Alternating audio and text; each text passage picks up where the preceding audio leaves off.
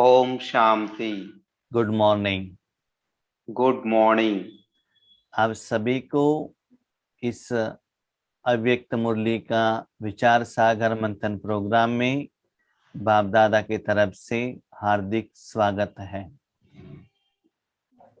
మీ అందరికీ ఈ అవ్యక్త మురళి విచార సాగర మంత్రం చేయటానికి బాప్దాదా యొక్క హృదయపూర్వకమైన స్వాగతం, సుస్వాగతం। समय के अनुसार సమయం అనుసారముగా बच्चों के उन्नति के लिए పిల్లల యొక్క ఉన్నతి కోసము बाबा अव्यक्त इशारे देते रहते हैं। బాబా అవ్యక్త సూచనలు ఇస్తూ ఉంటారు। उसके अनुसार हमारा पुरुषार्थ और सेवा होना चाहिए। దాని అనుసారముగా మన పురుషార్థము, సేవ జరగాలి। ठीक है, तो बाबा इस मुरली में हम बच्चों को क्या कह रहे हैं? బాబా ఈ మురళిలో మనకేం చెప్తున్నారు? इस मुरली का डेट है 21 दिसंबर 1989। ఈ మురళి యొక్క తారీఖు 31 డిసెంబర్ 1989। तो इस मुरली में बाबा क्या कहते हैं? ఈ మురళిలో బాబా ఏమంటున్నారు? बाबा कहते हैं बच्चों को मैं कैसे रचना रचता हूँ।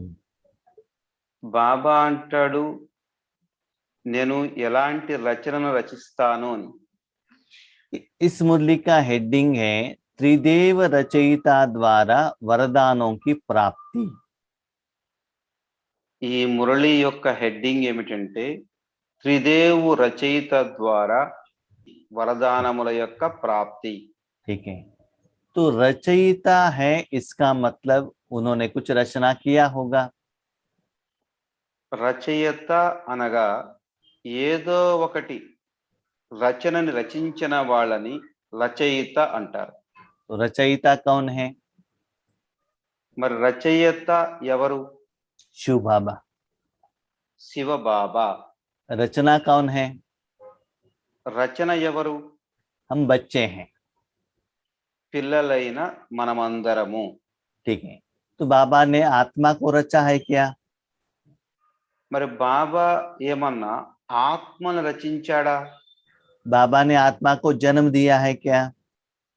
బాబా ఏమైనా ఆత్మలకు జన్మనిచ్చారా? आत्मा स्वयंभू है, आत्मा को कोई भी रचना नहीं कर सकते हैं। वो शाश्वत है, परमानेंट है, अविनाशी है। ఆత్మ స్వయంభూ, పర్మనెంట్ గా ఉంటుంది, అవినాశిగా ఉంది, అనాదిగా ఉంది। దానిని ఎవరూ కూడా రచించలేరు। लेकिन हमें आत्मा का ज्ञान नहीं था। बाबा ने ज्ञान तो दिया, लेकिन ज्ञान दिया इसका मतलब ऐसा नहीं कि बाबा ने रचा है। మనకు ఆత్మ యొక్క జ్ఞానం లేకపోవచ్చు, ఈ జ్ఞానాన్ని బాబా ఇచ్చాడు, అంత మాత్రము చేత మనల్ని బాబా రచించినట్లు కాదు। ठीक है, तो बाबा ने क्या रचा? మరి బాబా ఏమి రచించాడు? फॉर एग्जाम्पल, आप अपने घर में सुबह ब्रेकफास्ट में इडली बनाते हैं। ఉదాహరణకి మీరు మీ ఇంట్లో ఉదయము టిఫిన్ కోసం ఇడ్లీ తయారు చేశారు। तो कैसे बनाते हैं? మరి ఇడ్లీ ఎలా తయారు చేస్తారు? उसमें दाल चाहिए और रवा चाहिए और पानी चाहिए, उसको मिक्सिंग करना पड़ता है। ये सभी रचना करने के बाद वो और उबालना पड़ता है, उसके बाद इडली रेडी होता है। మీరు రవ్వ కావాలి, పప్పు కావాలి, వాటన్నిటిని మిక్స్ చేయాలి, నానబెట్టాలి, అవన్నీ చేసిన తర్వాత మీరు ఇడ్లీని తయారు చేస్తారు।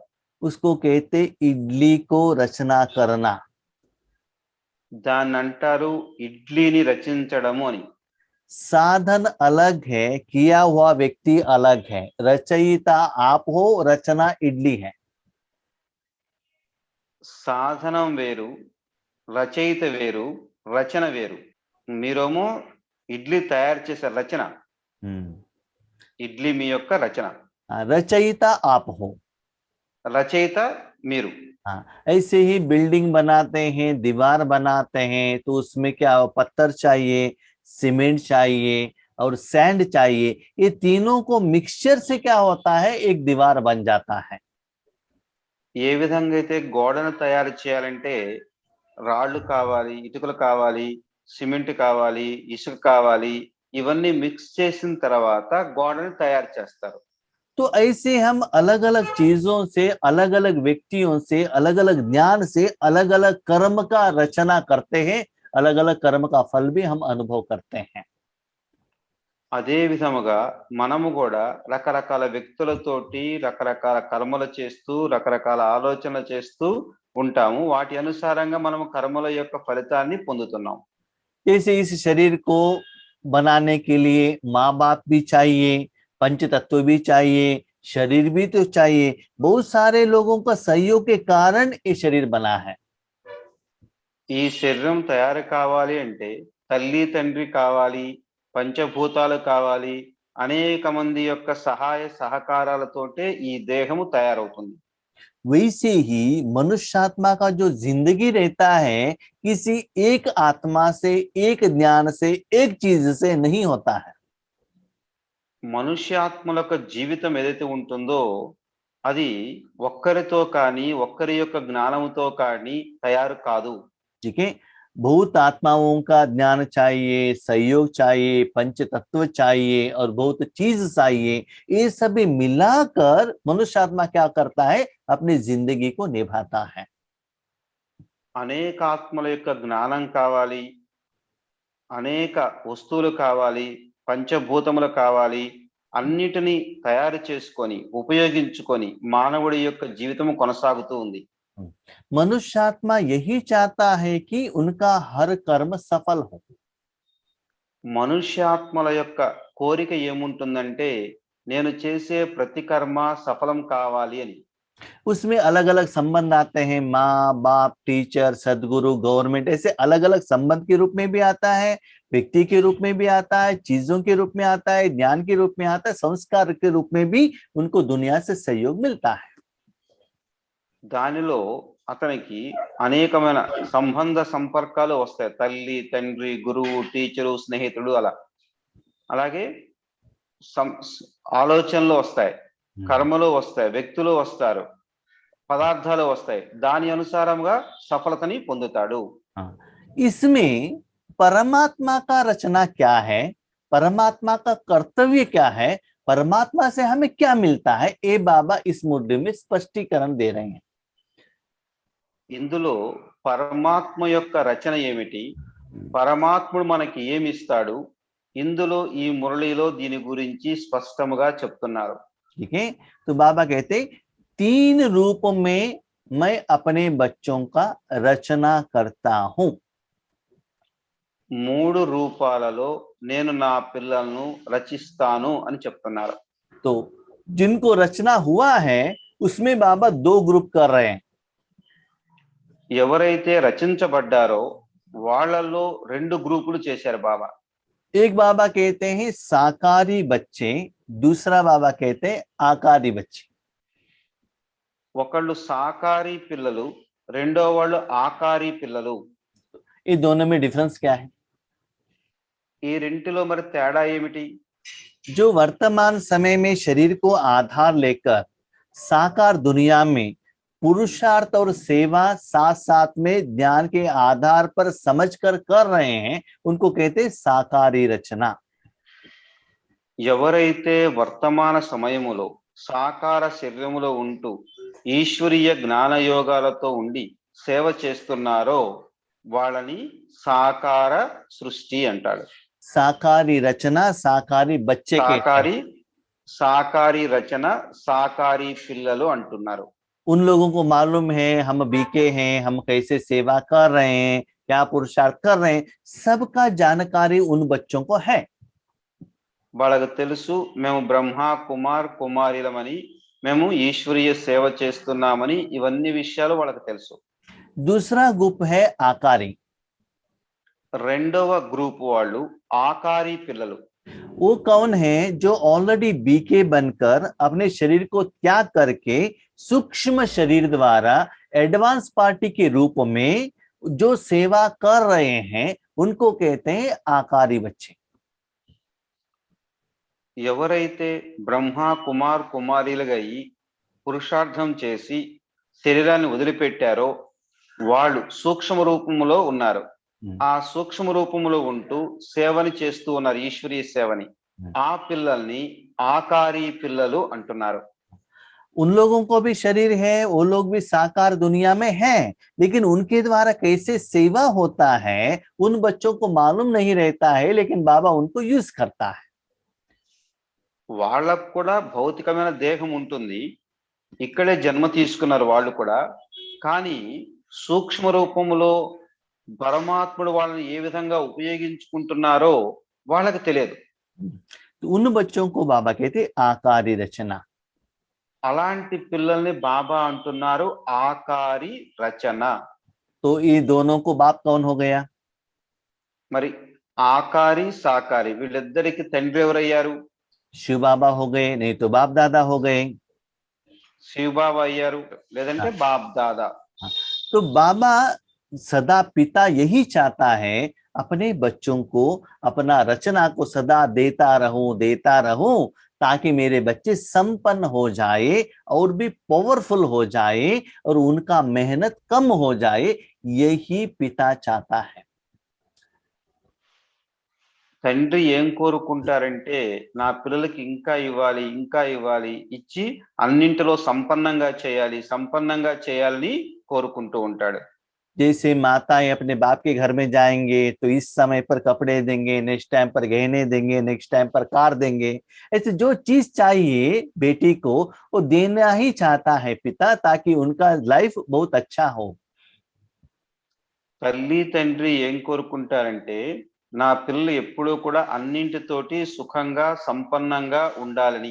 ఉదాహరణకి అమ్మాయి తల్లిగారింటికి వెళ్తే ఒకసారి ఒక దుప్పటి ఇస్తుంది, ఇంకోసారి ఇంకొక వస్తువు ఇస్తుంది, ఇంకోసారి కారు ఇస్తుంది. అట్లా అన్ని సౌకర్యాలతోటి తల్లి ఏం చేస్తుంటే ఆ పిల్లకి ఏది కావాలంటే అది ఇస్తూ సంపన్నంగా చేస్తుంది. तो वैसे ही बच्चों को संपन्न बनाने के लिए बाबा कुछ न कुछ हर दिन हर सेकंड देता ही रहता है। అదే విధంగా పిల్లల్ని సంపన్నంగా చేయటానికి బాప్ దాదా ప్రతిరోజు పిల్లలకి ఏదో ఒకటి ఇస్తూనే ఉంటారు. एवरी सेकंड देता ही रहता है। ప్రతి సెకండు ఇస్తూనే ఉంటారు.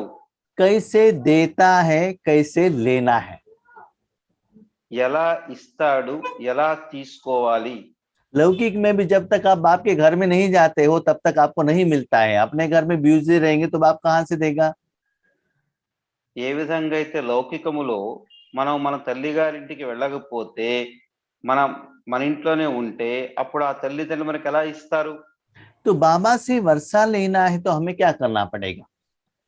మరి బాబా నుండి మనం వారసత్వం తీసుకోవాలి అంటే మనం ఏం చేయాలి? भगवान जो भी देते हैं निराकार रूप में देते हैं, साकार रूप में नहीं देते हैं, इसलिए वो दिखाई नहीं देता है। భగవంతుడు ఏదిచ్చినా సరే నిరాకారి రూపములో ఇస్తాడు, సాకార రూపములో ఏది ఇవ్వడు. అందుకనే ఆయన ఇచ్చేది మనకు కనిపించదు. तो पहला बाप का संबंध है पिता के रूप में। మొదట బాబా యొక్క సంబంధము తండ్రి యొక్క సంబంధము. तो बाप माना क्या है? दाता, देने वाले। हम तो बच्चे बन गए, रचना तो हो गई, तो बाबा हर रोज ज्ञान का खजाना मुरली द्वारा हर रोज देते हैं। బాబా అనగా తండ్రి దాతగా అయి ప్రతిరోజు బాబా మనకు సంపూర్ణమైన జ్ఞానాన్ని ఇస్తున్నారు. ज्ञान खजाने से संपन्न बनाते हैं। జ్ఞాన ఖజానాతో సంపన్నముగా చేస్తున్నారు.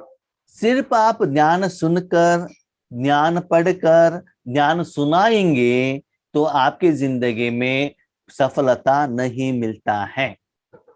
కేవలం జ్ఞానం వింటూ వినిపించినట్లయితే మన జీవితములో సఫలత ఏమీ లభించదు. और भी मेहनत ज्यादा होने लगेगा। ఇంకా శ్రమ ఎక్కువ అవుతూ ఉంటుంది. जैसे आपके पिता ने जो पैसा दिया है, आपको इन्वेस्टमेंट करना है बिजनेस में या कोई फंड में या शेयर मार्केट में इन्वेस्टमेंट करके उसका प्रॉफिट लेंगे, तभी आपकी जिंदगी में परिवर्तन हो सकता है। ఏ విధంగా అయితే మన లౌకికమైన తండ్రి గారు ధనం ఇచ్చినట్లయితే ఆ ధనాన్ని మనము దేనిలో ఒక దాంట్లో పెట్టుబడిగా పెట్టాలి. పోస్ట్ ఆఫీస్ లో పెడతారో, లేకపోతే రియల్ ఎస్టేట్ లో పెడతారో, షేర్ మార్కెట్ లో పెడతారో, అలా పెట్టి వాటి నుంచి లాభాలు వస్తూ ఉన్నట్లయితే అప్పుడు దాన్ని వృద్ధి జరిగింది అంటారు. अभी ज्ञान लेने के बाद क्या करना है? మరి ఇప్పుడు జ్ఞానం తీసుకున్న తర్వాత ఏం చేయాలి? उसी मुरली में शिक्षक के रूप में वो ज्ञान का भाग्य बनाने के लिए बाबा विधि विधान भी देते हैं। అదే మురళిలో బాబా జ్ఞానం ఇచ్చిన తర్వాత దాన్ని ఏ విధముగా ఉపయోగించాలో శిక్షకుని రూపములో విధి విధానము కూడా తెలియచేస్తున్నారు. जब तक ये ज्ञान के आधार पर जैसे जिस दिन बाबा ने जो विधि कही है वो अप्लाई नहीं करेंगे तो आपको भाग्य, आपका भाग्य नहीं बनता है। ఎప్పటి వరకైతే ఏ విధినైతే బాబా ఆ మురళిలో చెప్పారో ఆ విధిని కనుక మనం ఉపయోగించినట్లయితే మన భాగ్యము తయారు కాదు. ठीक है, तो नेक्स्ट सिर्फ विधि विधान अप्लाई करने से नहीं होता है। కేవలం విధి విధానము ఉపయోగించినంత మాత్రానే మనకు సఫలత లభించదు. थर्ड स्टेज है सदगुरु के रूप में तपस्या करना है, राजयोग करना है। మూడవది సద్గురువు యొక్క రూపములో తపస్య చేయాలి, రాజయోగము చేయాలి. तपस्या से जो फल मिलता है उससे बाबा आपका झोली भरता है। తపస్యతోటి మనం ఏదైతే ఒడి నింపుకుంటామో దానితో బాబా మనకు ఒడి నింపుతాడు, उससे भाग्य बनता है। దానితో భాగ్యం తయారవుతుంది. इसलिए याद रखिएगा, सिर्फ ज्ञान सुनने से, ज्ञान पढ़ने से, ज्ञान सुनाने से भाग्य नहीं बनता है। 63 जन्मों का हिसाब किताब क्लियर नहीं होता है और 21 जन्मों के लिए जमा का खाता भी नहीं बढ़ेगा। అందుకనే ధ్యాస పెట్టుకోండి, జ్ఞానం వినటం వలన, చదవటం వలన, వినిపించటం వలన మన 21 జన్మల భాగ్యము తయారు కాదు, మన విక్రముల వినాశనము కావు, మనం ఉన్నతమైన భాగ్యాన్ని తయారు చేసుకోలేము. ये तीनों प्रोसेस ठीक होना चाहिए। ఈ 3 రకాల ప్రాసెస్లు విధానాలు సరిగ్గా ఉండాలి. आज के साकार मुरली में भी बाबा ने कहा समय के अनुसार योग का विधि भी परिवर्तन करना है, पहले पुराना फॉर्मूला में ही कंटिन्यू नहीं करना है। ఈ రోజు సాకార మురళిలో కూడా బాబా చెప్పారు, సమయమనుసారముగా యోగము యొక్క విధానాన్ని కూడా మార్చాలి అని. ठीक है, పాత పద్ధతిలోనే చేస్తాము అంటే కుదరదు అని చెప్పారు. ठीक है। तो बाबा कहते भगवान से वरदान भी लेना है और दुनिया वालों को वरदान भी देना है। బాబా అంటారు పరమాత్ముడి దగ్గర నుంచి వరదానాలు తీసుకోవాలి మరియు ప్రపంచానికి కూడా వరదానాలు ఇవ్వాలి. ज्ञान सुनना है, జ్ఞానం వినాలి, विधि अप्लाई करना है, విధిని ఉపయోగించాలి, तपस्या करना है, తపస్సు చేయాలి, सेवा करना है। సేవ చేయాలి. तो अब हमारे बच्चे कहते हैं बाबा हम तो घर घर में घर गृहस्थ में रहने वाले माताएं हैं, बंधन में रहने वाले माताएं हैं, हमको सेवा करने को नहीं होता है, टाइम नहीं मिलता है, कोरोना है, सेंटर नहीं जा सकते हैं, तो हम क्या करें? एक क्वेश्चन है बच्चों का। పిల్లలు అంటారు బాబా మేము గృహగృహస్థంలో ఉండేవాళ్ళము, చాలా బంధనాల్లో ఉన్నాము, కరోనా ఉంది, ఆపలు ఉన్నాయి, మేము సెంటర్కి వెళ్ళలేము, ఇలా రకరకాల కారణాలు చెప్తారు, ఇప్పుడు ఏం చేయాలి అని. ठीक है, तो बाबा कहते हैं आपका जो कमी है उस कमी को ही मैं कमाल में परिवर्तन करता हूं। బాబా ఏమంటున్నా అంటే మీ యొక్క లోపాలు ఏవైతే ఉన్నాయో వాటిని నేను कमाल, हाँ మారుస్తాను, సమర్థంలోకి మారుస్తాను. ठीक है। जैसे जानकी दादी ने एजुकेशन किया 3rd स्टैंडर्ड, लेकिन बाबा ने क्या किया? उनको सारे विश्व को घुमाया। ఏ విధంగానంటే జానకి దాదిజీ కేవలం 3వ క్లాస్ చదివింది అయినా సరే ఆమెతోటి విశ్వసేవ ప్రపంచమంతా తిప్పాడు విశ్వసేవ కోసం. और मम्मा जब यज्ञ में आई थी जो छोटी आयु में आई थी, लेकिन उन्होंने अपना कर्म से कर्तव्य से सारे यज्ञ वत्सों को मां बन गई। माना शरीर के रूप में जो आयु थी उसके तरफ उन्होंने अटेंशन नहीं रखा, मन में उन्होंने परिवर्तन किया। ఏ విధంగానైతే మమ్మ చాలా చిన్న వయసులోనే యజ్ఞంలోకి వచ్చింది, మరి ఆమెను యజ్ఞమాతగా నిమిత్తం చేశారు. వయసులో తక్కువ ఉన్నా సరే ఆమె అందరికీ తల్లిగా అయింది. तो అంటే वैसे మనసులో పరివర్తన చేశారు. वैसे ही आपका जो कमी है उसको मैं क्या करता हूं, कमाल में परिवर्तन करता हूं। అదే విధంగా మీ లోపం ఏదైతే ఉందో ఆ లోపాన్ని నేను అద్భుతములకు పరివర్తన చేస్తాను. वो एक्चुअली कमी नहीं है, आपने दीवार के रूप में खड़ा है ऐसा है करके आपने सोचा है, वो एक्चुअली कमी नहीं है, वही आपका विशेषता है। మీలో ఏవైతే లోపాలు ఉన్నాయో వాటిని మీరు అడ్డుగోడలు అనుకుంటున్నారు. ఆ అడ్డుగోడల రూపంలో మీరు భావిస్తున్నారు. అవి లోపం కాదు, అవన్నీ అద్భుతము. लेकिन उस कमी को आगे रखने के कारण आपको मेहनत का अनुभव हो रहा है। हर कर्म में, पुरुषार्थ में, सेवा में, अनुभव में, अतीन्द्रिय सुख अनुभव करने में आपको वही मेहनत का फीलिंग हो रहा है। మీరు ఆ లోపాన్ని ఎదురుగా ఉంచుకున్న కారణముగా మీరు అతీంద్రియ సుఖాన్ని అనుభవించటంలో కానీ, సేవ చేయటంలో కానీ, ఆనందాన్ని పొందటంలో కానీ మీరు వెనకపడుతున్నారు, ముందుకు వెళ్ళలేకపోతున్నారు. तो बाबा आए हैं मेहनत को मौज में परिवर्तन करने के लिए। బాబా వచ్చిందే మిమ్మల్ని శ్రమ నుంచి విడిపించి సంతోషములోకి తీసుకువెళ్ళటానికి. तो बाबा वर्षा भी देता है, బాబా వారసత్వం కూడా ఇస్తారు, एजुकेशन भी देता है, చదువు కూడా చెప్తారు, वरदान भी देता है। వరదానం కూడా ఇస్తారు. याद रखिएगा, बाबा ने ये नहीं कहा कि मैं घर देता हूँ, बिल्डिंग देता हूँ, कार देता हूँ, भोजन देता हूँ, कपड़ा देता हूँ, ये बाबा ने नहीं कहा। याद रखिएगा, क्योंकि हम बाबा से क्या पूछ रहे हैं, बाबा कहते हैं मैंने कैसे रचना रचता हूँ, ये बाबा आज क्लियर कर रहे हैं। బాబా మనకు జ్ఞానం ఇస్తాడు, వారసత్వం ఇస్తాడు, చదువు చెప్తాడు, వరదానాలు ఇస్తాడు. అంతేకాని బాబా ఎప్పుడూ కూడా నేను మీకు కారు ఇస్తాను, మీకు బిల్డింగులు ఇస్తాను, మీకు మంచి బట్టలు ఇస్తాను, మీకు మంచి ఆహారం పెడతాను, ఇలా ఎప్పుడూ కూడా బాబా చెప్పలేదు. కాబట్టి బాబా ఎలాంటి రచన రచిస్తున్నాడో ఈ రోజు మనకు తెలియచేస్తున్నారు. तो हमें ज्ञान रहना चाहिए किन व्यक्ति से, किन शक्ति से क्या लेना है। కాబట్టి మనకు జ్ఞానం ఉండాలా, ఎవరి నుండి ఏది పొందాలి అని. हार्डवेयर शॉप में जाकर आधा लीटर दूध दीजिए करके वो मालिक को पूछेंगे तो दूध मिलेगा क्या? మరి మనము హార్డ్వేర్ షాప్కి వెళ్ళి ఏమండి ఒక అర లీటర్ పాలు ఇవ్వండి అంటే ఇస్తాడా? उनके पास है नहीं, वो कहां से देंगे? ఎందుకంటే ఆయన దగ్గర లేవు, హార్డ్వేర్ షాప్ లో పాలు అమ్మబడవు. इसीलिए बाबा क्या देता है, कैसे रचना रचता है, ये जानना बहुत जरूरी है। అందుకని బాబా ఏమిస్తాడు, బాబా ఎలాంటి రచన రచిస్తాడు అన్నది తెలుసుకోవటము చాలా చాలా అత్యవసరము.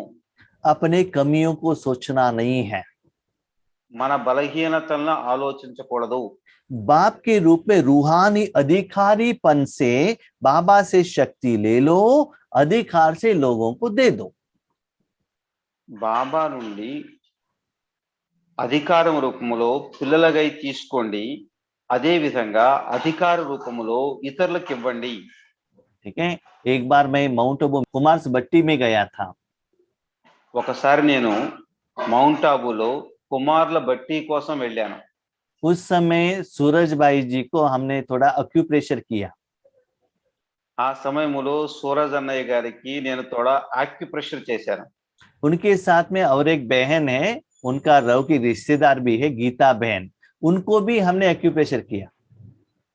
ఆయన తోడుగా ఆయన యొక్క లౌకిక సిస్టర్ ఉన్నారు, గీతా అక్కయ్య అని, ఆమెకు కూడా నేను ఆక్యుప్రెషర్ చేశాను. लास्ट दिन आने के समय पर मुझे सूरज भाई ने छोटा सा गिफ्ट दिया। నేను తిరిగి వచ్చే సమయంలో సూరజ్ అన్నయ్య గారు నాకు చిన్న బహుమతిని ఇచ్చాడు, ఈశ్వరీయ బహుమతి ఇచ్చారు. और शाम को मुझे लास्ट गीता बहन को एक बार एक्यूप्रेशर करना था। మరలా సాయంత్రం పూట నేను గీతక్కయ్య గారికి ఇంకోసారి ఆక్యుప్రెషర్ చేయాలి। ठीक है, उस समय गीता बहन ने पूछा कि सूरज भाई ने आपको गिफ्ट दिया है क्या? ఆ సమయంలో గీతక్కయ్య గారు అడిగారు, సూరజ్ భాయ్ అన్నయ్య గారు మీకేమైనా బహుమతి ఇచ్చారా అని। हमने कहा दिया है। तो उन्होंने पूछा क्या दिया है? నేను చెప్పాను ఇచ్చారు అని। మరి ఆమె అడిగారు ఏమి ఇచ్చారు అని। उसके बाद उन्होंने बहुत बड़ा गिफ्ट लेकर आके मेरे हाथ में दे दिया, ये लेकर जाओ। దాని తర్వాత ఆమె చాలా పెద్ద బహుమతిని తీసుకొచ్చి నాకు ఇచ్చింది, ఇది తీసుకువెళ్ళండి అని। ठीक है, तो जब सूरज भाई जहां भी बट्टी के लिए जाते हैं वहां जो गिफ्ट मिलता है वो लेकर आके उन्होंने रखा है। సూరజ్ అన్నయ్య గారు ఎక్కడికైతే బట్టీలకు వెళ్తాడో వెళ్ళిన దగ్గర ఏవైతే బహుమతులు ఇస్తారో అవన్నీ తెచ్చుకొని తన గదిలో పెట్టుకుంటారు। हाँ, बट्टी किया है निमित्त सूरज भाई, गिफ्ट मिला है उनको, लेकिन गीता बहन ने अधिकारीपन से क्या किया, योगेश भाई को सूरज भाई का जो गिफ्ट है हमारे हाथ में दे दिया। ఆ అక్కయ్య గారు ఏం చేశారంటే గిఫ్ట్ లోమో సూరజ్ అన్నయ్య గారు బట్టి చేస్తే వచ్చాయి, కానీ ఆమె అధికారంతోటి అక్కడ ఉన్న పెద్ద బహుమతిని తీసుకొచ్చి నాకు ఇచ్చారు। उन्होंने सूरज भाई को पूछा भी नहीं, ఆమె సూరజ్ అన్నయ్య గారు అడగను కూడా అడగలేదు। लेकिन हम बाबा से क्या करते हैं, కానీ మనం బాబాతో ఏం చేస్తాం? शांति दे दो, सुख दे दो, प्यार दे दो, समस्या का सॉल्यूशन दे दो, हम मांगते हैं ना, तो इसको अधिकारीपन कहते हैं क्या? మనం బాబాని ఏమడుగుతున్నాం? శాంతినివ్వండి బాబా, సుఖాన్నివ్వండి బాబా, మా మీద దయ చూపించండి బాబా। మరి ఇది అడగటం అవుతుంది కానీ అధికారం ఎక్కడవుతుంది? तो इस विधि को आप अपनाने से जो ऊपर बाबा ने कहा उससे आप रूहानी अधिकारीपन आता है। बाबा आपको पावर देता है, जिनको जितना चाहिए आप बिना पूछे लोगों को, पंचतत्वों को, दुनिया को दे सकते हो। కాబట్టి మీరు అధికారిగా అయ్యి బాబా దగ్గర నుండి తీసుకొని ప్రపంచానికి కానీ మనుషులకు కానీ పంచతత్వాలకు కానీ ఏది కావాలంటే అదే అధికారి రూపంలో ఇవ్వండి। ठीक है, तब आप बाबा की वर्षा ले सकते हो। అప్పుడు మీరు బాబా యొక్క వారసత్వాన్ని తీసుకోగలుగుతారు। शिक्षक के रूप में मैं भगवान के स्टूडेंट हूं, ये नशा रहना चाहिए। విద్యార్థి రూపంలో నేను భగవంతుడి యొక్క విద్యార్థిని అన్న నష ఉండాలి। तीसरी बात, सदगुरु के रूप में वरदान कैसे लेना है? మరి మూడవ విషయము సద్గురు రూపంలో వరదానాలు ఎలా పొందాలి? हर कर्म में सफलता आना है तो हर कर्म में बाप दादा से श्रेष्ठ मत, श्रीमत लेना ही है, हर बात में, हर सेकंड में। ప్రతి కర్మలో సఫలతని పొందాలి అంటే బాబాని ప్రతి అడుగులో ప్రతి కర్మలో బాబా యొక్క శ్రీమతాన్ని తీసుకోవాల్సిందే। बाबा को पूछने के बिना कुछ भी नहीं करना चाहिए। బాబాకి అడగకుండా ఏమీ కూడా చేయకూడదు। हर कर्म के लिए मत आपको बाबा मुरली द्वारा देता है। ప్రతి కర్మకి శ్రీమతము బాబా మురళి ద్వారా ఇస్తారు। अभी क्वेश्चन, इतना सभी करने के बाद हमें क्या मिलता है? ఇప్పుడు ప్రశ్న తలెత్తుతుంది, ఇన్ని చేసిన తర్వాత మనకేమి లభిస్తుంది అని। अभी बाबा से अधिकारीपन लेंगे, बाबा का एजुकेशन अच्छाई से पढ़ेंगे और हर बात में हम मत लेके जिंदगी चलाएंगे तो हमें क्या मिलता है? क्वेश्चन है प्यारे प्यारे बच्चों का जो बहुत बुद्धिमान है। చాలా మంది పిల్లలు, తెలివైన పిల్లలు ఈ ప్రశ్న అడుగుతున్నారు, మేము ఇవన్నీ చేస్తే మాకు ఏమి లభిస్తుంది అని। బాబా దగ్గర నుంచి జ్ఞానం తీసుకుంటున్నాం, బాబా శ్రీమతానుసారం కర్మలు చేస్తున్నాము, విద్యార్థి రూపంలో చదువుకుంటున్నాం, ఇవన్నీ చేసిన తర్వాత మాకు లభించేది ఏమిటి అని। श्रेष्ठ मत से श्रेष्ठ गति मिलता है। శ్రేష్టమైన మతముతో శ్రేష్టమైన గతి లభిస్తుంది। एक होता है आप परमधाम जाएंगे, ఒకటి మనం పరంధామానికి వెళ్తాం। जो भी सजा है 63 जन्मों का जो भी विकर्म है यहां ही विनाश करके सिर उठाकर आराम से अपना घर जा सकते हैं। ये है यथार्थ गति। 63 జన్మల యొక్క పాపకర్మలను ఇక్కడే భస్మం చేసుకొని మనము తల ఎత్తుకొని డైరెక్ట్ గా పరంధామానికి వెళ్తాము. ఇది जैसे कि యథార్థమైన గతి. जैसे लौकिक में भी क्या होता है ना, एक छोटा सा बच्चा स्कूल जा रहा है, ఎలాగైతే లౌకికములో కూడా ఒక చిన్న పిల్లవాడు స్కూల్కి వెళ్తున్నారు అనుకోండి. 8th स्टैंडर्ड से 9th स्टैंडर्ड जाना है. 8th స్టాండర్డ్ నుంచి 9వ స్టాండర్డ్ లోకి వెళ్ళాలి. एक होता है बहुत अच्छा पढ़ाई करके फर्स्ट रैंक होकर 9th स्टैंडर्ड में जाना, फर्स्ट बेंच में बैठना. ఒకటి 8th క్లాస్ లో ఫస్ట్ ర్యాంక్ తెచ్చుకొని 9th క్లాస్ లోకి వెళ్ళి ఫస్ట్ బెంచ్ లో ఫస్ట్ నెంబర్ లో కూర్చోవటం. दूसरा होता है फर्स्ट, ये क्या है, ग्रेस मार्क. अभी समझ लिया आपने 32 मार्क्स लिया है, 3 मार्क्स टीचर ग्रेस मार्क्स देके पास करके नेक्स्ट क्लास में भेजना, इसको कहते हैं पुश करना.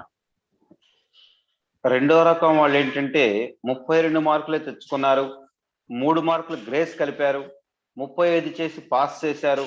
పాస్ చేసిన వాళ్ళని 9th క్లాస్ లోకి నెట్టి వేశారు. దాన్ని పుష్ చేయటము అంటారు, నెట్టటము అంటారు. नेक्स्ट होता है बच्चा फेल हो गया है, माँ बाप को लेकर आता है, रिश्तेदार को लेकर आता है, नहीं तो जो टीचर का पहचान वालों को लेकर आता है, इन्फ्लुएंस करता है और फोर्स द्वारा 9th स्टैंडर्ड को जाकर पहुंचता है. ఇంకొంతమంది ఏం చేస్తారంటే తమకు తెలిసిన వాళ్ళని తీసుకొస్తారు, రికమెండేషన్ పెట్టిస్తారు, లేకపోతే వాళ్ళ స్నేహితులను తల్లిదండ్రులు చెప్పిస్తారు. ఈ విధంగా రికమెండేషన్ ద్వారా 9th క్లాస్ లోకి ఎంటర్ అవుతారు. नहीं तो क्या होता है ना, टीचर कभी कभी उनको शिक्षा देते हैं, थप्पड़ लगाते हैं, उसके बाद 9th स्टैंडर्ड में पास करते हैं. లేదంటే కొంతమంది పిల్లల్ని ఏం చేస్తారంటే టీచర్స్ కొడతారు, కొట్టి వాళ్ళకి శిక్ష ఇచ్చిన తర్వాత వాళ్ళని 9th క్లాస్ లోకి ట్రాన్స్ఫర్ చేస్తారు. सभी लोग 9th में गए हैं, लेकिन सभी लोगों का विधि एक ही जैसा है क्या? మరి అందరూ 9వ తరగతిలోకి అయితే వచ్చారు, కానీ అందరూ వచ్చిన విధి విధానం వేరుగా ఉంది. अभी तो नया रूल है, किसी को फेल नहीं करना है, गवर्नमेंट लॉ के अनुसार 9th स्टैंडर्ड में जाना, नहीं तो कोरोना में एग्जाम ही नहीं है, डायरेक्टली 9th स्टैंडर्ड में जाना, तो ऐसे भी हो जाता है.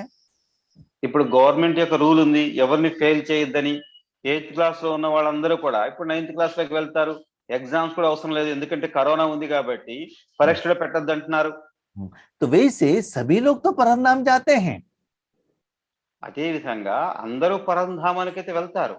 लेकिन वो शिक्षा अनुभव करके परमधाम में जाना और आराम से खुशी खुशी में जाने में बहुत अंतर है ना.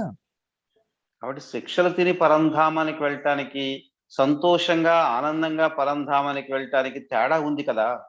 दूसरी बात है सदगति. రెండో విషయం సద్గతి. अभी जितना आप पुरुषार्थ करते हो, जो ऊपर कहा है उस विधि से आप करते हो, तो 21 जन्म में आप आराम से मौज में रह सकते हो. ये है आपको दूसरा प्रॉफिट. రెండవది సద్గతి. ఇప్పుడు మీరైతే పురుషార్థం చేస్తున్నారో దాని అనుసారముగా మీకు 21 జన్మల వరకు అపారమైన భాగ్యం లభిస్తుంది. ठीक है. अभी क्वेश्चन, श्रेष्ठ क्या है? 63 जन्मों का विकर्म विनाश करना श्रेष्ठ है या 21 जन्मों के लिए कमाई करना श्रेष्ठ है? మరి ఇప్పుడు శ్రేష్టమైంది ఏమిటి? 21 జన్మల వరకు సంపాదన జమ చేసుకోవడం శ్రేష్టమైందా, 63 జన్మల యొక్క పాపకర్మలను భస్మం చేసుకోవడం శ్రేష్టమైందా? सतयुग में परमधाम में गति लेना श्रेष्ठ है या सतयुग में सदगति लेना श्रेष्ठ है? పరంధామమునికి వెళ్ళి గతి పొందటం మంచిదా, లేకపోతే సద్గతిని పొందటం మంచిదా? तो बाबा कहते हैं दोनों से भी वर्तमान समय में संगम युग में प्रत्यक्ष फल, एक सेकंड पुरुषार्थ किया, इस सेकंड को हमने फल लिया, ये सबसे श्रेष्ठ है. ఈ రెండింటికంటే వర్తమాన సమయంలో మీరైతే పురుషార్థం చేస్తున్నారో దానికి వెంటనే ఫలితం లభిస్తుంది. ఈ ప్రత్యక్ష ఫలమే ఈ సమయం యొక్క విశేషత. थोड़े लोगों को मन में आता है भविष्य में मिलता है कि नहीं मिलता है, क्या गारंटी है? చాలా మంది మనుషులకి అనుమానం ఉంటుంది, భవిష్యత్తులో లభిస్తుందో లభించదో, ఏం జరుగుద్దో. मेरा विकर्म विनाश हुआ कि नहीं हुआ है, कैसे पता चलेगा? सीधी तो ऊपर नीचे होता ही रहता है, कभी कभी समस्या आता है, कभी कभी कुछ ही होता है. किसको गारंटी है कि 63 जन्म का विकर्म विनाश हुआ कि नहीं हुआ है? మరి నా విక్రమలు వినాశనం అయ్యాయో అవ్వలేదని ఎలా తెలుస్తుంది? మాటి మాటికి స్థితి పైకి కిందకి అవుతూ ఉంటుంది. इसीलिए बाबा कहते हैं तुरंत दान महापुण्य. అందుకనే బాబా అంటారు తురంత దానం మహాపుణ్యమని. जितना आप भगवान को अपना सब कुछ अर्पण करते हो, इस विधि से पुरुषार्थ करते हो, उसी समय आपके द्वारा बाबा सेवा लेता है, उसका फल उसी सेकंड में बाबा देता है। इससे बाबा के बात के ऊपर आपको अनुभव, फेथ आ सकता है। ఈ విధానంతో మీరు ఎప్పుడైతే బాబా మీద అర్పణ సేవ చేస్తారో, ఏ కర్మ అయితే చేస్తారో ఆ కర్మకు తప్పకుండా వెనువెంటనే ప్రత్యక్ష ఫలం మీకు లభిస్తుంది. तो बाबा कहते हैं, बच्चे मैंने आपको ऐसे रचा है, నేను మిమ్మల్ని ఆ విధంగా రచించాను, ज्ञान भी दिया है, జ్ఞానం కూడా ఇచ్చాను, विधि भी दिया है, విధానం కూడా చెప్పాను, तपस्या करने के लिए कहा है। తపస్సు చేయడానికి కూడా చెప్పాను. ये 3 विधि कंप्लीट नहीं होगा तब तक आप मेहनत से बाहर नहीं आ सकते हो। ఈ 3 పూర్తి చేయకపోతే మీరు బయటికి రాలేరు. इसको धारण करने से पास विथ ऑनर, माना फर्स्ट रैंक में आ सकते हो। వీటిని కనుక ధారణ చేసినట్లయితే మీరు పాస్ విత్ హానర్ గా అవుతారు. न फेल होंगे न फील करेंगे। ఫెయిల్ అయ్యే పని లేదు, ఫీల్ అయ్యే పని లేదు. लेकिन बच्चों को ये स्थिति में आने के लिए प्रॉब्लम कहाँ है, समस्या कहाँ है? కానీ పిల్లలకి ఈ స్థితిలోకి రావటానికి సమస్య ఎక్కడ వస్తుంది? बाबा तो कहते हैं सहज राजयोग, लेकिन बच्चे तो बहुत मेहनत का अनुभव कर रहे हैं। బాబానోమో సహజమైన రాజయోగం అంటున్నారు, పిల్లలోమో చాలా శ్రమని అనుభవం చేస్తున్నారు. इसका कारण क्या है? దీని యొక్క కారణము ఏమిటి? तो बाबा ने कहा ये 3 एप्लीकेशन नहीं करना और नहीं किया है इसलिए मुश्किल है। दूसरा है अपना ही जो कमी है, ये भी एक कारण है। బాబా అంటున్నారు నేను ఏవైతే 3 విధానాలు చెప్పానో ఆ మూడింటిని మీరు అప్లై చేయటం లేదు. రెండోది ఏంటంటే మీ యొక్క లోపాలు ఏవైతే ఉన్నాయో అవే విఘ్నాలుగా తయారవుతున్నాయి. नंबर 1 है माया का विघ्न। నంబర్ 1 ఏమిటంటే మాయ యొక్క విఘ్నము. क्या विघ्न है? ఏం విఘ్నం? మాయ. कपड़ा चाहिए, गहने चाहिए, पति चाहिए, बच्चे चाहिए, चाहिए चाहिए करके इच्छा है, गुस्सा है, अहंकार है, अभिमान है, ये सभी विकार का वशीभूत होते हैं ना। ये भी माया का विघ्न होने के कारण ये 3 फॉर्मूला को आपको एप्लीकेशन करने को नहीं हो रहा है। माया ने अभी भी पकड़ कर बैठे हैं, बच्चे हैं, पति है, काम है, बिजनेस है, प्रॉफिट है, इसमें अकड़ कर बैठे हैं, इसलिए ये पुरुषार्थ एप्लीकेशन करने के नहीं हो रहा है। మరి మాయ అంటే ఏంటి? నాకు బట్టలు కావాలి, నా కారు కావాలి, నా బంగ్లా కావాలి, నాకు భర్త కావాలి, పిల్లలు కావాలి, వ్యాపారం కావాలి, ఇవన్నీ పట్టుకొని కూర్చున్నాం. మాయకు వశమయ్యి వీటన్నిటినీ పట్టుకొని కూర్చున్నాము. ఇవే విఘ్న రూపంగా అవుతుంది.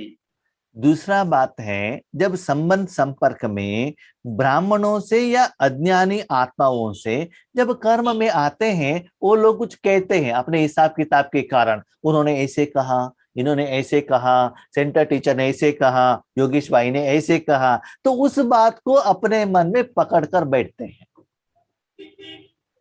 రెండవది ఏంటంటే కారణము మనం చేయలేకపోవటానికి సంబంధ సంపర్కములోకి వచ్చినప్పుడు లౌకిక పరివారములో కానీ అలౌకిక పరివారములో కానీ సేవ నిమిత్తము కానీ ఏదైనా లౌకిక కార్యం గురించి కానీ సంబంధ సంపర్కములోకి వచ్చినప్పుడు వాళ్ళు ఏదో ఒక మాట మనల్ని అంటారు. వాళ్ళు అలా అన్నారను, వీళ్ళు ఇలా అన్నారను, యోగేష్ అన్నయ్య గారు ఇలా అన్నారు, ఆ అన్నయ్య గారు ఇలా అన్నారని చెప్తారు.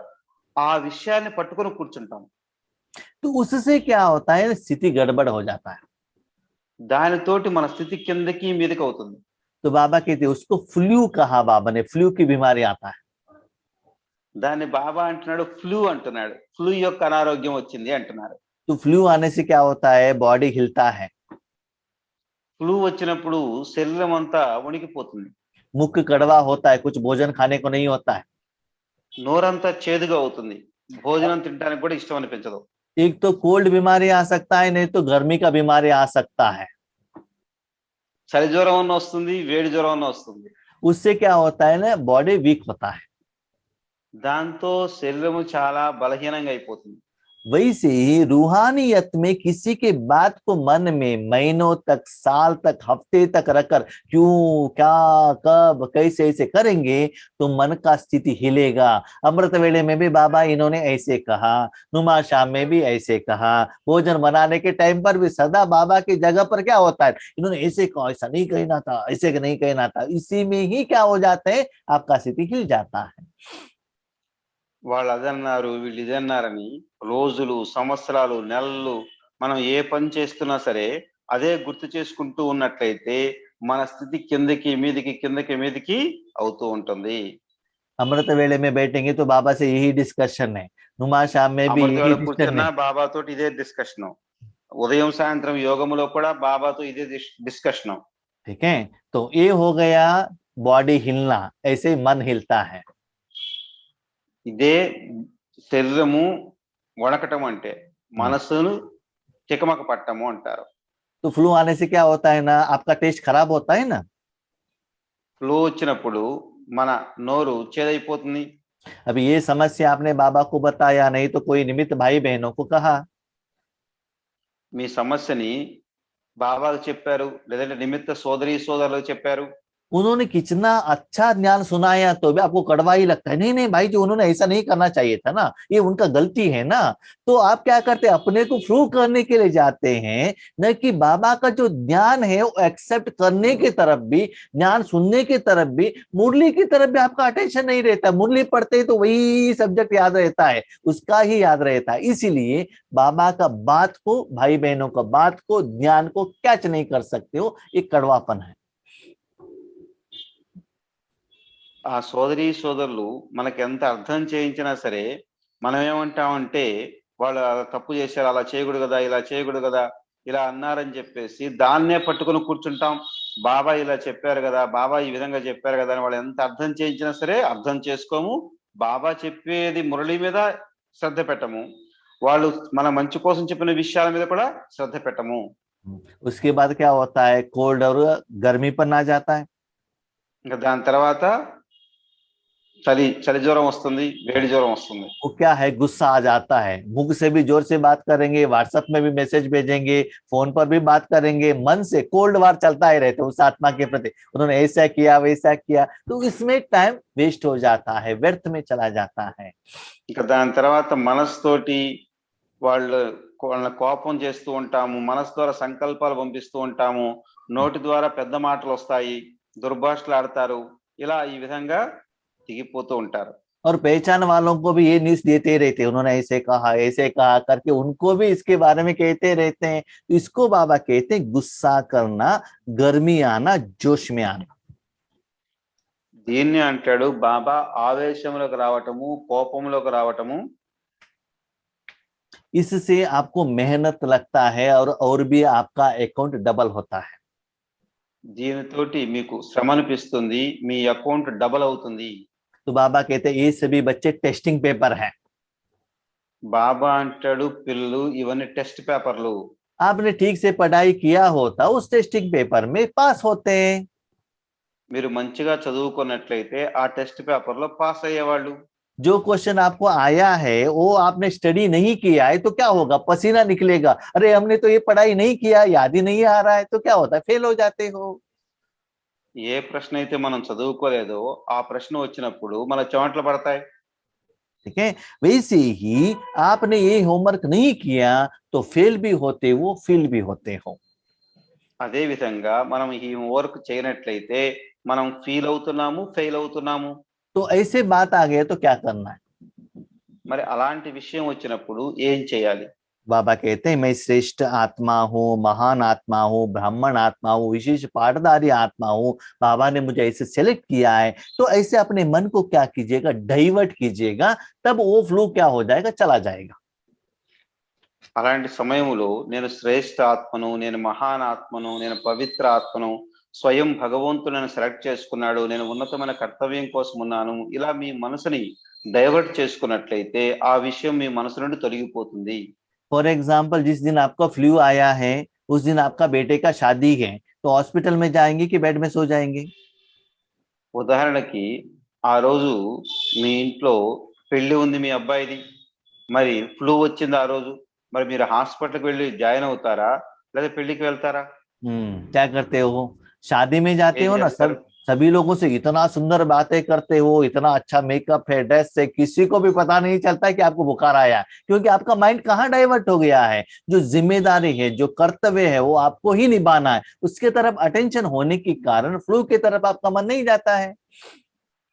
జ్వరం వచ్చినా సరే మీరు మంచిగా మేకప్ వేసుకొని చీరలు అలంకరించుకొని నగలు పెట్టుకొని మీకు జ్వరం వచ్చిన వాళ్ళ కూడా కనపడరు, అందరితో పలకరిస్తూ ఉంటారు. ఎందుకంటే మీ అటెన్షన్ అంతా కూడా పెళ్లి వైపు ఉంది కాబట్టి నాకు జ్వరం వచ్చిన సంగతి కూడా మర్చిపోయి అందులో బిజీగా ఉంటారు, ఎందుకంటే కర్తవ్యం గుర్తొస్తూ ఉంటుంది కాబట్టి. तो वैसे ही अभी ईश्वरीय कर्तव्य को याद रखना, बाबा ने आपको किसके लिए अपॉइंटमेंट किया है उसको सोचना, उसकी तरफ मन को रखना।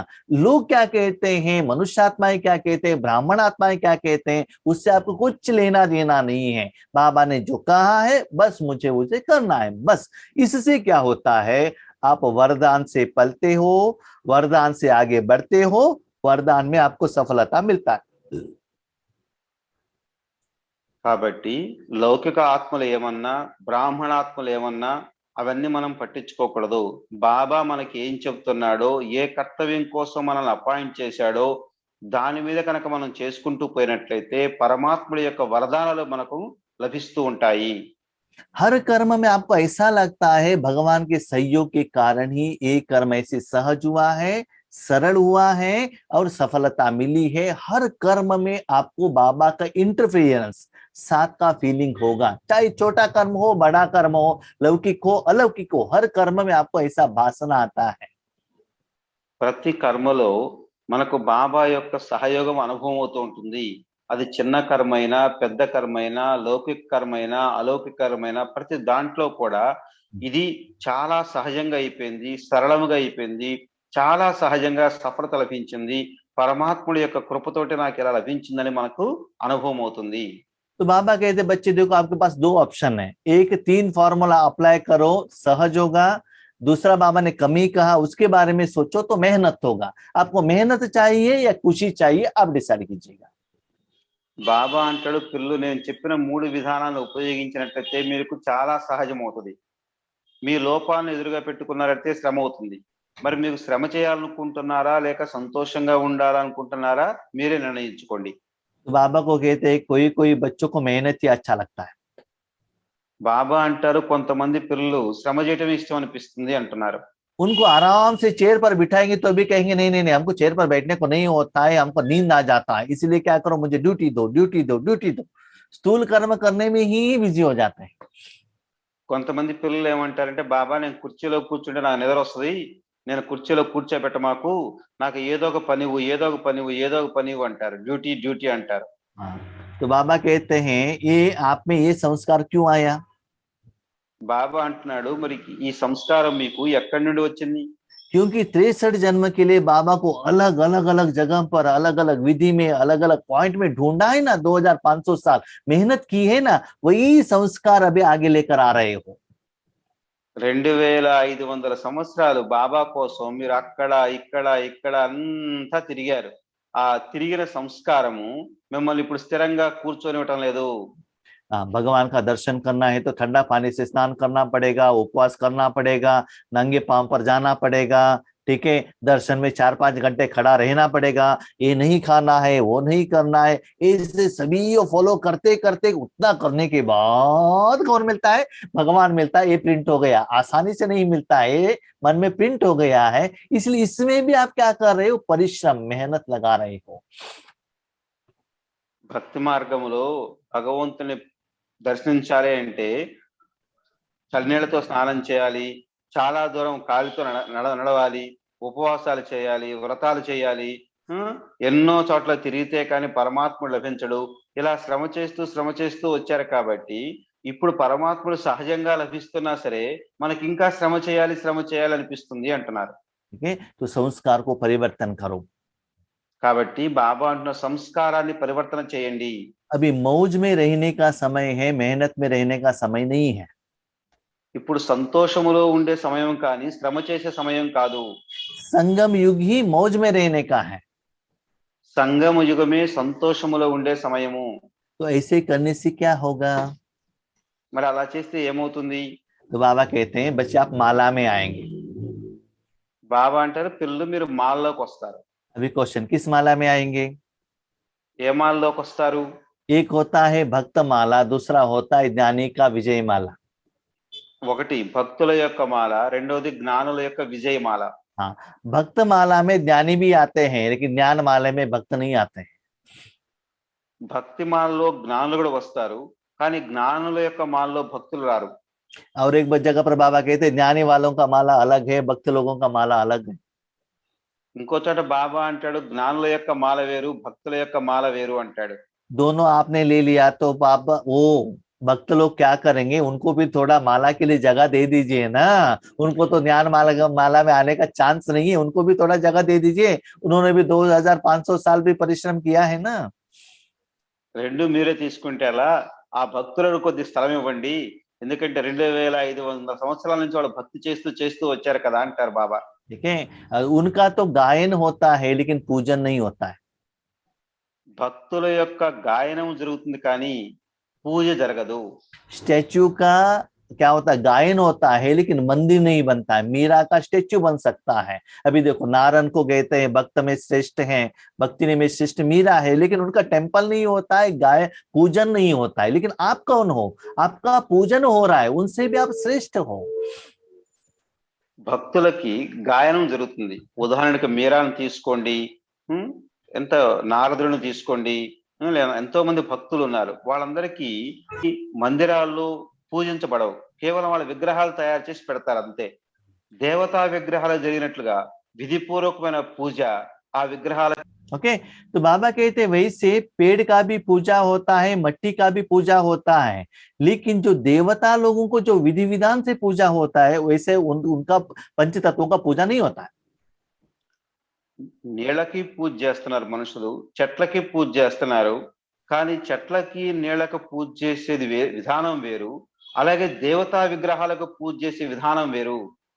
अभी बाबा पूछते हैं बच्चे आप किस माले में आते हो? అందుకని ఇప్పుడు బాబా అడుగుతున్నారు మీరు ఏ మాలలోకి వస్తారు?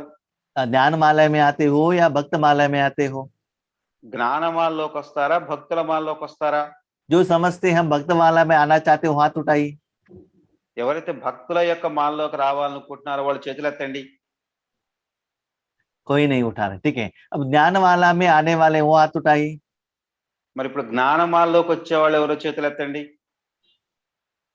नहीं, एक दो ही हाथ उठा रहे, 2-3 लोग, बाकी लोग नहीं उठा रहे। రెండిట్లో రాము. ठीक है, अभी सोच लीजिए भक्त वालों का क्वालिटी क्या है, ज्ञान वालों का क्वालिटी क्या है। మరి ఇప్పుడు ఆలోచించండి, భక్తుల యొక్క క్వాలిటీ ఏంటి, జ్ఞానుల యొక్క క్వాలిటీ ఏంటి? भक्त का क्वालिटी है दे दो दे दो दे दो, मांगने वाला है भक्तों का क्वालिटी। భక్తుల యొక్క క్వాలిటీ అంటే ఇవ్వండి ఇవ్వండి ఇవ్వండి ఇవ్వండి అని అడగటం. आज भी भगवान से आप मांगते हो, समझ लीजिए आप भगत ही हो, ज्ञानी नहीं हो। ఇప్పటికి కూడా మనం ఇంకా భగవంతుని అడుగుతున్నాము అంటే అర్థం చేసుకోండి, మనం భక్తులమే కానీ జ్ఞానులము కాదు. ज्ञान के ब्रांड लखा हुआ भगत हो, भाग्य आगे तो ज्ञानी हो, लेकिन ब्रांड ज्ञान का है, लेकिन अंदर भगत का संस्कार है, मांगने का, ये दे दो वो दे दो, मांगने वाले भगत हो। మనం కేవలం బ్రాండ్ వేసుకున్నాము జ్ఞానులమని, లోపల మాత్రం అడిగే సంస్కారం ఉంది. బాబా అది ఇవ్వండి ఇది ఇవ్వండి ఇది చేయండి అది చేయండి అని అడుగుతున్నాము. అలాంటి వాళ్ళు ఎవ్వరూ కూడా జ్ఞానులు కాదు. ज्ञानी किसको कहते हैं? జ్ఞానులు అని ఎవరిని అంటారు? हर रोज मुरली के पॉइंट को समझकर, ప్రతిరోజు మురళి యొక్క పాయింట్ ని అర్థం చేసుకొని, विधि विधान को लेकर, విధి విధానాన్ని తీసుకొని, उसके साथ साथ उसके अनुसार जो तपस्या करके, దాని అనుసారముగా తపస్సు చేసి भगवान को सहयोगी होते हैं, वही विजय माला में आते हैं। భగవంతుడి కార్యములో ఎవరైతే సహయోగిగా అవుతారో వారు విజయమాలలోకి వస్తారు. अभी बच्चों का क्वेश्चन है। ఇప్పుడు పిల్లలకు ప్రశ్న, बाबा आपने बताया ना कि हर बात में मत ले लो, तो हमारा एक क्वेश्चन है उसका आंसर दे दीजिए। బాబా మీరు చెప్తున్నారు కదా ప్రతిదానికి నన్ను అడగాల్సిందే అడగాల్సిందే అని, మరి మేము అడిగే ఒక ప్రశ్నకు సమాధానం చెప్పండి అంటారు. क्वेश्चन ये है कि थर्ड वेव आया है इंडिया में कोरोना में, इसमें हमें क्या करना है? एक क्वेश्चन है, इसका आंसर दे दीजिए। अभी क्वेश्चन है बच्चों का बाबा के प्रति। ఓకే, బాబాని పిల్లలు అడుగుతున్నారు, బాబా ఇప్పుడు థర్డ్ వేవ్ వచ్చేది ఉంది, మరలా లాక్డౌన్ పెడతామంటున్నారు, మరి దీంట్లో ఇప్పుడు మేము ఏం చేయాలి అని ప్రశ్న అడుగుతున్నారు. अभी हमको मुरली द्वारा ही आंसर चाहिए, మరి ఇప్పుడు మురళి ద్వారా మాకు ఈ ఆన్సర్ కావాలి. तो इसीलिए बाबा कहते हैं मुझे मालूम है ड्रामा के अनुसार ये समय में एक क्वेश्चन आएगा, इसीलिए मैंने 1989 में ही इसका आंसर दे दिया है। బాబా అంటారు, నాకు తెలుసు మీరు ఈ ప్రశ్న అడుగుతారని, అందుకని 1989లోని మీకు ఈ ప్రశ్నకు సమాధానం చెప్పాను. और उसके साथ ये लास्ट संडे में ये मुरली भी आपके हाथ में दिया है। దాని అనుసారంగానే పోయిన ఆదివారము మీకు ఈ మురళిని ఇచ్చాను.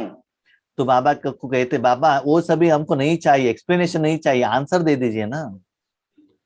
పిల్లలు అంటారు, బాబా మాకు అంత ఎక్స్ప్లెనేషన్ వద్దు, మాకు ఆన్సర్ చెప్పండి. तो बाबा कहते बच्चे देखो भविष्य में आप जब संपूर्णता के नजदीक में जाएंगे उस समय आपके द्वारा इतना तपस्या जाएगा, एक सेकंड में सारे राक्षस संस्कार भस्मीभूत हो जाएगा। మీరు ఎంతగా భవిష్యత్ స్వరూపానికి సమీపంగా వెళ్ళినట్లయితే మీ ద్వారా రాక్షస సంస్కారాలన్నీ కూడా సమాప్తమవుతాయి. एक सेकंड में होता है, ఒక్క సెకండ్లో జరుగుతాయి. लेकिन जब आप संपूर्णता के नजदीक में आना चाहिए। ఎప్పుడంటే మీరు సంపూర్ణత యొక్క సమీపానికి వెళ్ళినప్పుడు. अभी आप कमी कहते हो ना, मैं बंधन में हूँ, मैं अनएजुकेटेड हूँ, मैं गांव में हूँ, मुझे एज हो गया है, सेंटर जाने को नहीं होता है, ऐसे आत्माओं को मैं देवी बनाता हूँ। ఇప్పుడు మనం ఏదైతే బలహీనతలు చెప్తున్నామో, బాబా నాకు వృద్ధాప్యం వచ్చింది, ఇప్పుడు కరోనా వచ్చింది, లేదా సెంటర్కి వెళ్ళాము, లేకపోతే నాకు బంధనాలు ఉన్నాయి, నాకు వ్యాపారం ఉంది, ఉద్యోగం ఉంది, ఏదైతే చెప్తున్నామో ఇలాంటి వాళ్ళని నేను దేవతలుగా తయారు చేస్తాను. लेकिन उसके लिए पुरुषार्थ अभी से ही करना है। కానీ దానికోసము ఇప్పటి నుండే మీరు పురుషార్థం చేయాలి. इसके लिए मैंने आपको टाइम दिया है थर्ड वेव में। అందుకనే మీకు థర్డ్ వేవ్ లో సమయాన్ని ఇచ్చాను. तपस्या करो ज्यादा, ज्यादा తపస్సు చేయండి. अपना और दुनिया का सारा जो विकार है उसको भस्म करो। మీ యొక్క ప్రపంచం యొక్క వికారాలు ఏవైతే ఉన్నాయో వాటిని భస్మం చేయండి. उसको ही भक्ति मार्ग में दिखाया है, देवियों के हाथ में त्रिशूल देकर राक्षस का संहार कर रहे हैं। దానికే భక్తి మార్గంలో చిత్రాలు తయారు చేశారు. దేవతల యొక్క చేతిలో త్రిశూలం చూపించి ఆమె అసురుల్ని సంహరిస్తున్నట్లుగా చూపించారు. तो बाबा कहते यहाँ कोई राक्षस नहीं है, जो बुरा सोच है, चिंतन है और जो नेगेटिव एनर्जी है वही बुराई है। वो सारा बुराई आपके द्वारा योग द्वारा तपस्या द्वारा ही भस्मीभूत होना है। उसके लिए रेडी होना है तो पुरुषार्थ अभी थर्ड वेव में आपको करना है। అసురులు అంటే ఎవరూ లేరు, మన యొక్క చెడు ఆలోచనలు, పతితమైన ఆలోచనలు, వ్యర్థమైన ఆలోచనలు, మా యొక్క ఆలోచనలు, ఇవే అసురులంటే. అవి మీ యొక్క తపస్సు యొక్క శక్తితోటి మీరు వాటిని ఇప్పుడు భస్మం చేయాలి. అదే ఇప్పుడు ఈ థర్డ్ వేవ్ లో మీరు చేయవలసిన కర్తవ్యము. हमारा भाग्य इतना श्रेष्ठ है, हर रोज बाबा वरदान को हमको एक्सप्लेनेशन भी कर रहे हैं, विधि विधान भी दे रहे हैं। तो बार बार आपको कहना है बाबा thank you thank you thank you. बाबा कहते हैं थैंक यू बच्चे, जैसे मैं चाहता हूँ आप रेडी हो रहे हो। बच्चा कहते हैं बच्चे बाबा हमको रेडी कर रहे हैं, तो बच्चे भी थैंक यू कहते हैं, बाबा भी थैंक यू कहते हैं। బాబా మీకు వరదానం ఇస్తున్నాడు, విధి విధానం చెప్తున్నాడు, కాబట్టి పిల్లలు బాబాకు థ్యాంక్స్ చెప్పాలి. అలాగే బాబా కూడా పిల్లలకు థ్యాంక్స్ చెప్తాడు, పిల్లలు నేను మీకు ఇంత ఇస్తున్నాను, మీరు ఈ విధానంగా ఉపయోగించుకొని ముందుకు పోతున్నారు అంటే బాబా కూడా మీకు థ్యాంక్స్ చెప్తారు. और दूसरी बात बाबा कहते हैं व्यर्थ समय, व्यर्थ संकल्प, व्यर्थ सोच को नहीं गंवाना है। రెండో విషయం బాబా ఏం చెప్తాడంటే వ్యర్థ ఆలోచనలు, వ్యర్థ కర్మలు, వ్యర్థం చూడటము, వీటి నుండి సమయాన్ని రక్షించుకోండి. एक सेकंड भी मिस नहीं करना है। ఒక్క సెకండ్ కూడా మిస్ అవ్వద్దు. एक सेकंड मिस किया तो समझ लो एक साल खत्म हो गया। ఒక్క సెకండ్ మనం మిస్ అయినట్లయితే గుర్తుంచుకోండి, ఒక్క సంవత్సరం పోగొట్టుకున్నట్లు. क्योंकि सारे कल्प में कमाई करने का समय यही है। ఎందుకంటే మొత్తము కల్పానికి సంపాదన జమ చేసుకునే సమయం ఇదే. और सर्वश्रेष्ठ सुख अनुभव करने का समय भी यही है। సర్వశ్రేష్టమైన సుఖాన్ని అనుభవించే సమయం కూడా ఇదే. इसीलिए वर्तमान में रहिएगा, अभी पुरुषार्थ सेवा में प्रत्यक्ष फल मिल रहा है कि नहीं मिल रहा है उसको अनुभव कीजिएगा। ఇప్పుడు పురుషార్థం చేయండి, వర్తమాన సమయంలో మనకు ప్రత్యక్ష ఫలం లభిస్తుందా లభించట్లేదా చెక్ చేసుకోండి. हर सेकंड में आपका स्थिति इंप्रूव होना चाहिए। ప్రతి సెకండ్ మన స్థితి ముందుకు వెళ్తూ ఉండాలి, పెరుగుతూ ఉండాలి. तो ऐसे अपने को चेक कीजिएगा। त्रिदेव 3 रूप से बाबा दे रहा है, ज्ञान, विधि विधान और वरदान। ये 3 रूप में हम हर रोज पल रहे हैं नहीं पल रहे हैं, चेक करना है। ఈ విధంగా 3 విధాలుగా మీరు చెక్ చేసుకుంటే త్రిదేవ రూపములో బాబా యొక్క జ్ఞానాన్ని మనం పొందుతున్నామా, శిక్షణలు మనం పొందుతున్నామా, వరదానాలు మనం పొందుతున్నామని ప్రతి విషయంలో చెక్ చేసుకోండి. बाबा कहते हैं, बच्चे अभी तक आपने मनुष्य आत्माओं को कोई संदेश नहीं दिया है, प्रकृति को भी देना है, तो ऐसे आप रेडी हो जाएंगे तो भविष्य में विहंग मार्ग में सेवा करने का जरूरत पड़ता है। ఇప్పుడు మీరు మనుష్యాత్మలకే ఇంకా సందేశం ఇవ్వలేదు, ప్రకృతికి కూడా సతో ప్రధానంగా చేయాలి, మీరు భవిష్యత్తులో విహాంగ మార్గం ద్వారా సేవ చేసే సమయం వస్తుంది.